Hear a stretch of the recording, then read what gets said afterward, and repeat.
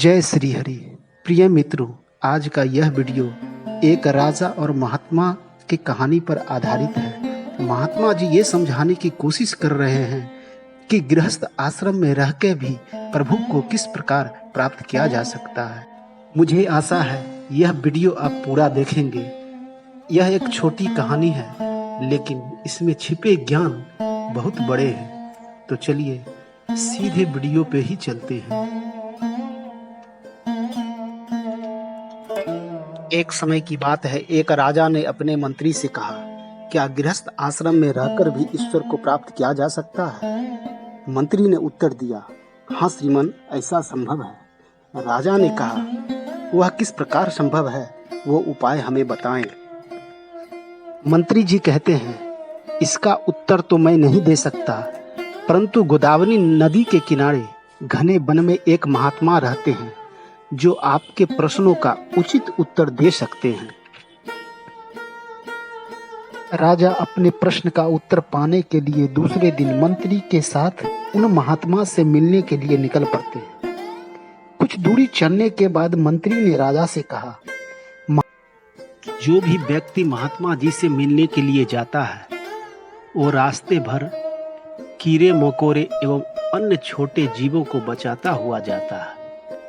यदि एक भी कीड़ा पैरों तले दब के मर जाए तो महात्मा जी उसे श्राप दे देते हैं। राजा मंत्री जी की बात को स्वीकार कर सावधानी पूर्वक एक एक पैर आगे बढ़ाते हुए महात्मा जी के पास पहुंचते हैं। महात्मा जी दोनों को सत्कार पूर्वक बिठाते हैं और पूछते हैं कि महाराज, आपने रास्ते में क्या क्या देखा? राजा ने कहा, भगवान, मैं तो आपके श्राप के डर से सावधानी पूर्वक चलकर आया हूँ। कहीं मेरे पैर के नीचे एक भी कीड़ा दब जाता तो आप मुझे श्राप दे देते। इसलिए मेरा ध्यान दूसरी ओर गया ही नहीं।